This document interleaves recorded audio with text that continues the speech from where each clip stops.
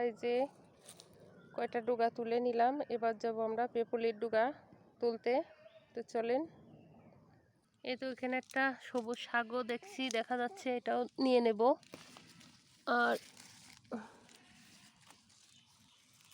এই যে পেপলির ডুগাগুলো খুব সুন্দরভাবে হয়ে রয়েছে, এর আগাগুলো নেব। এটা রান্না করে খেলে কিন্তু খুবই ভালো লাগে, আর মায়া মাছ দিয়ে রান্না করলে তো কোনো কথাই নাই। খুব সুন্দর জালি জালি ডুগা হয়েছে। তো চলেন বন্ধুরা, বেশ খানিক ডুগা তুলেছি। ও মামা, এখানে প্রচুর পিঁপড়ায় কামড়াচ্ছে। তো এই দেখেন একটা তেলাকুচুর ডুগা আছে, এটাও তুলে নেব। তেলাকুচুর ডুগা রান্না করলে খুব ভালো লাগে। এটা ও পিঁপড়া, ওকে দাঁড়ানো যাচ্ছে না। চলো বন্ধুরা, আমি মাছগুলো কেটে নেব।